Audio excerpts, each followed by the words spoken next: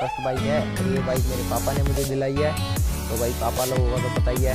अच्छा, और अगर मैं एवरेज की बात करूं तो कुछ आइडिया है कितना एवरेज ये दे देती है? कभी आज तक इन 30,000 किलोमीटर में ऐसा हुआ है कि यार बाइक में बड़ी दिक्कत आ रही है, कुछ प्रॉब्लम आ रही है कि ऐसा लगा कि यार खामखा पापा ने दिला तो दी बट मन सा नहीं लग रहा अब तो?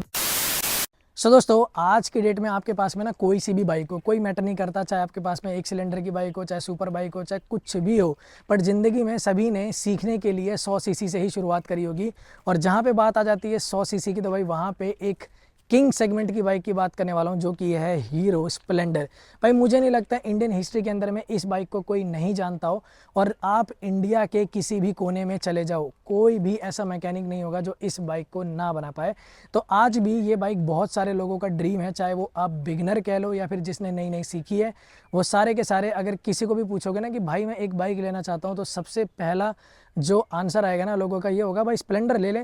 तो आज इस वीडियो में हम इसी बारे में जानेंगे कि अगर आप स्प्लेंडर बाइक को ओन करते हो तो क्या उसकी सर्विसिंग कॉस्ट रहने वाली है, कैसा उसका रिलायबिलिटी रहने वाला है और इसकी इंजन परफॉर्मेंस। तो विदाउट वेस्टिंग टाइम वीडियो को स्टार्ट करते हैं। सो एक और नया दिन, एक और नई शुरुआत, मैं वापस आऊँ बिल्कुल एक फ्रेश व्लॉग के साथ। So welcome back to the channel guys, this is Sameer Khan and you are watching Moto World.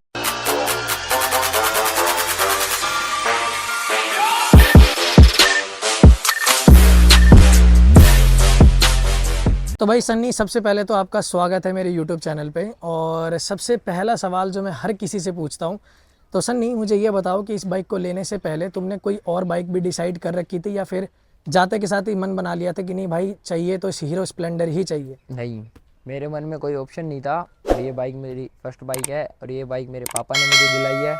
तो भाई पापा लोगों का तो पता ही है, वही बाइक दिलानी है जो उन्होंने चूज़ कर रखी होती है। और सब ने सोच रखा था कि स्प्लेंडर ही लेनी है, तो हमने जाते के साथ पापा ने दिला दी थी यही बाइक। और तुम्हें भी कोई शिकायत नहीं थी? नहीं मतलब नहीं, मैंने कोई बाइक चूज़ नहीं कर रखी थी क्योंकि मैंने यही इसी बाइक से सीखा था बाइक चलाना। अच्छा, तो कुछ आइडिया है कि जब ली थी तुमने तो कब ली थी और ये कौन सा मॉडल है? ये 2021 मॉडल है और हमने 2021 में ही ली थी। तो कुछ आइडिया है कितने अमाउंट की ली थी ये? ये तब ऑन रोड कैश में 87,000 की थी। 87,000 की। हाँ। और ये टोटल चल कितनी चुकी है? ये 30,000 किलोमीटर चल चुकी है। तो ठीक है, एक बार मैं दिखा देता हूँ ऑडियंस को कि भाई ये ना ओनरशिप एक्सपीरियंस 30,000 का 29,438। तो ठीक है, मतलब 550 किलोमीटर कम है पूरा 30,000 किलोमीटर होने में। हाँ। तो यहाँ पे ना मैं सबसे पहला सवाल पूछना चाहूँगा कि 30,000 किलोमीटर ये चल चुकी है, हाँ। तो इसमें अच्छा खासा तुमने सर्विसिंग तो करवा ली होगी। हाँ, तो कुछ आइडिया है कितनी सर्विसिंग करवाई है? ये इसकी कम से कम 9 से या 10 सर्विस मैं करा चुका हूँ। तो सारी सर्विस कंपनी से ही हुई है या कुछ बाहर से भी कराई है? एक ही सर्विस, फर्स्ट सर्विस मैंने कंपनी से कराई थी और बाकी सर्विस मैं बाहर से ही कराता हूँ। कुछ एक रीज़न बता सकते हो कि मतलब क्यों बाहर से कराई है तुमने? बाहर से इसलिए कराता हूँ मैं क्योंकि कंपनी में वही एक्स्ट्रा चार्जेस लगते हैं, जीएसटी वगैरह, ठीक है, उनके अपने चार्जेस ज़्यादा होते हैं उनके। तो बाहर से वो मुझे कम अमाउंट में होती है और बाहर से सही भी होती है। कोई ऐसा मैकेनिक नहीं है जो इसकी सर्विस नहीं जानता हो, सभी जानते हैं।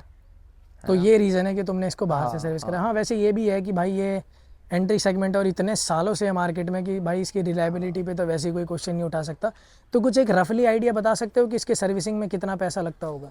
इसकी सर्विस में 500 से 700 रुपये लास्ट अमाउंट है। हाँ। तो इससे लास्ट में हो जाती है पूरी सर्विस? हाँ, कभी आज तक इन 30,000 किलोमीटर में ऐसा हुआ है कि यार बाइक में बड़ी दिक्कत आ रही है, नहीं। कुछ प्रॉब्लम आ रही है कि ऐसा लगा कि यार खामखा पापा ने दिला तो दी बट मन सा नहीं लग रहा अब तो वो बेच देनी चाहिए, या फिर मन से उतर गई है? नहीं नहीं, बाइक में बिल्कुल कोई दिक्कत नहीं आई, आज तक तो कोई दिक्कत नहीं आई। मैं 30,000 किलोमीटर चला चुका हूँ, अभी तक कोई दिक्कत नहीं है। या इसका कोई बॉडी पार्ट चेंज नहीं हुआ या किसी भी बॉडी पार्ट में कोई दिक्कत नहीं आई इसके अभी तक। मतलब सुपर सेटिस्फाइड हो इस हाँ, बाइक से? बिल्कुल। अच्छा, और अगर मैं एवरेज की बात करूं तो कुछ आइडिया है कितना एवरेज ये दे देती है? एवरेज ये 50 से 60 50 आराम से दे देती और जो है। तुम चलाते हो ये ज़्यादातर तुमने सिटी में चलाई है, हाईवे में कोई लंबा टूर वगैरह गए? सिटी में ही ज़्यादा चली है। तो ये सिटी की एवरेज 60 है। हाँ। हाँ। तो भाई हाईवे पे तो ऑब्वियस बात है 10 और जोड़ लो, 70 के आसपास दे ही देगी। हाँ, तो इससे तुमने कभी लंबी ट्रिप करी है कोई हाईवे वगैरह पे या सिर्फ सिटी में? सिटी में ही चली है, लंबी ट्रिप पे नहीं है। तो सिटी में कैसी परफॉर्मेंस रहती है इसकी, अगर जैसे भीड़ भाड़ में बोलो, गली गुच्चों के लिए कैसी है? बिल्कुल बढ़िया है, सिंगल बाइक है, हल्की बाइक है और सही है बिल्कुल। गली वगैरह में कहीं पे भी ले जा सकते हो आप इसे बिंदास, टेंशन बिंदास। हाँ। तो अच्छा एक बात बताओ कभी देखो इतने सालों से ये कंपनी की बाइक है, ठीक है, पहले हीरो होंडा होके आती थी, फिर 2010 में सेपरेशन हो गया, हीरो ने इसको टेक ओवर कर लिया, फिर हीरो का इंजन इसके अंदर में आने लग गया। तो कभी ऐसा फील हुआ है कि यार अगर मतलब इतने सालों में हीरो ने कभी क्वालिटी में काम में गड़बड़ी करी है, कहीं किसी पार्ट में जंग लग रहा है या फिर किसी पार्ट में कोई दिक्कत आ रही है? नहीं, कभी कोई दिक्कत नहीं आई अभी तक। तो मैं 30,000 जब से मैंने लिया है, जब से, तो अभी तक 3 साल में कोई दिक्कत नहीं आई है, अभी भी परफेक्ट है। परफेक्ट है अभी तक तो। इसकी अगर मैं लाइट और ब्रेकिंग इन सब की बात करूँ तो कैसी रहती है इसकी ब्रेकिंग? बिल्कुल सही है, स्पीड के ऊपर बात है। बाकी सिटी में तो क्या ही चलाओगे, ज़्यादा स्पीड है ना, नॉर्मल 50-60 इतनी चलती है। 50-60 काफ़ी है। हाँ, और इसका सर्विस इंटरवल बता सकते हो कितने किलोमीटर पे सर्विस हो जाती है? 3000 किलोमीटर पे मैं सर्विस कराता हूँ इसकी। 3000 किलोमीटर हाँ। पे, मतलब ये ठीक है, तो मतलब हाँ सही है, इंटरवल 3000 तो काफ़ी होता है। हाँ। और डेली की अप एंड डाउन कुछ बता सकते हो कितना है तुम्हारा, अगर जैसे डेली चलाना बताओ? डेली मैं इसको 50 किलोमीटर तो आराम से चलाता हूँ। चला देते हो आराम से? डेली और कितने का तेल लगता है इस 50 किलोमीटर में? 100। भाई और क्या लोगे भाई आप इस बाइक से? 100 रुपये में 50, मेरे ख्याल से उससे ऊपर ही चली जाती होगी। हाँ। यहाँ पे एक सवाल और पूछना चाहूँगा मैं भाई, देखो इस व्हीकल को ना, मतलब ये एवरग्रीन व्हीकल है, हाँ। और लोग जब लेते हैं तो भाई ये लो मेंटेनेंस और लो मतलब बहुत ज़्यादा माइलेज देने वाली व्हीकल है, तो लोग इसको ज़्यादातर 40-50 किलोमीटर ही डेली का हो ही जाता है। तो तुम्हें क्या लगता है कि इसका सीट कंफर्ट या सस्पेंशन कैसा है? वैसे अभी तक तो कोई दिक्कत नहीं है, बट सीट भी बिल्कुल ओके है, बट हल्की सी थोड़ी सी चौड़ी होती है ना, थोड़ी सी बस, क्योंकि ये सारे लोग चलाते हैं इसे, बिगिनर भी चलाते हैं, एजेड लोग भी चलाते हैं सारे। तो ये है कि थोड़ा सा इसको सीट को ना हाँ। चौड़ा और कर देना चाहिए था, ताकि सीट कंफर्ट और मिले। अच्छा सनी, इसके अंदर में कभी कोई पार्ट्स चेंज वगैरह हुआ है? हाँ, सर्विस में ब्रेक शू तो चेंज होती ही है 3 साल में, तो ब्रेक तो शू उसकी कॉस्ट कितनी आती है? जेनवन तो 250 से 300 आराम से। तो कभी ऐसा लगा है कि यार ये मतलब थोड़ी सी महंगी है, या फिर तुम्हें क्या लगता है परफेक्ट लगता है? परफेक्ट है बिल्कुल। ये बात तो सही कह रहे हो। तो ये जो तुम शू ब्रेक शू की बात बता रहे हो, हाँ, ये कौन सी है कंपनी, जेन्युइन पार्ट बता रहे हो या लोकल वगैरह की? Genuine part. लोकल तो 150 तक आ जाता है आराम। बट यार भैया मैं भी लोगों को यही प्रीफर करता हूँ कि भाई ब्रेक के मामले में ना कभी लोकल इस्तेमाल नहीं करना चाहिए, जेनवन ही लो। जेन्युइन ही हो। तो भाई 300 रुपये और क्या ही लोगे यार इस बाइक के लिए? और कुछ आइडिया कितना चल जाती है वो, कितने हजार किलोमीटर तक चल जाती है ब्रेक शू? 4000 किलोमीटर आराम से चल जाती है। उसके बाद ही फिर चेंज होता है? हाँ। ठीक है यार, 4000 किलोमीटर पे और क्या ही लोगे, 300-350 रुपये। तो भाई ये कुछ ओवरऑल रिव्यू था, और मैं यहाँ पे एक लास्ट में सवाल पूछना चाहूँगा।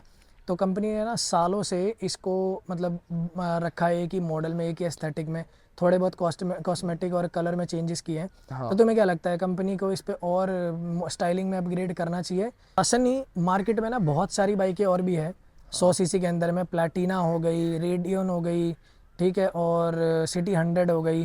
तो क्या लगता है कि अभी भी इसको कंसीडर करना चाहिए 2024 में, या उन नई बाइकों को लेना चाहिए? मुझे तो यही पसंद है और यही बढ़िया होनी चाहिए, है ना, तो यही लेनी चाहिए, क्योंकि इसके बॉडी पार्ट्स भी सस्ते भी मिल जाते हैं और मजबूत भी है बॉडी पार्ट्स, है ना।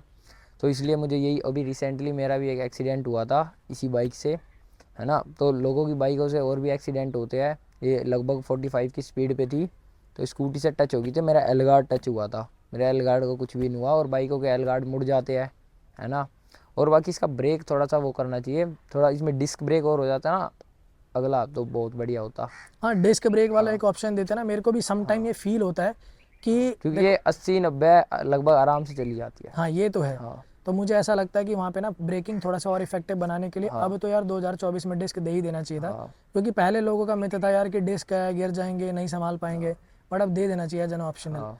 तो दोस्तों यही कुछ ओवरऑल रिव्यू था। सो दोस्तों अगर आपको ये वीडियो किसी भी रीज़न से अच्छी लगी होगी तो भाई वीडियो को लाइक कर देना, चैनल को सब्सक्राइब कर देना, और भी अगर कुछ सवाल रह गए होंगे ना जो आपको लगता है कि मुझे पूछने चाहिए या फिर कंसीडर करने चाहिए आने वाले अपने नेक्स्ट रिव्यूज़ में, तो वो मुझे ज़रूर बता देना। और यार चैनल को सपोर्ट करने के लिए सब्सक्राइब ज़रूर कर देना यार, क्योंकि बहुत सारे लोग ना वीडियो देख के तो चले जाते हैं। भाई अगर मेरा रिटेंशन देखोगे ना 4 लाख 5 लाख लोग व्यूज़ देते हैं मेरे क्या नाम है 1 महीने पे एनालिटिक्स में, बट यार उतने तो मेरे सब्सक्राइबर है भी नहीं। तो भाई कर दो यार सब्सक्राइब साथ के साथ। और आपको जो भी अपना ओपिनियन देना होगा या जो भी आपके शेयर मूवमेंट, जो भी आपके कमेंट है वो करना चाहते हो, जो भी अपना फीडबैक बताना चाहते हो वो ज़रूर बताना।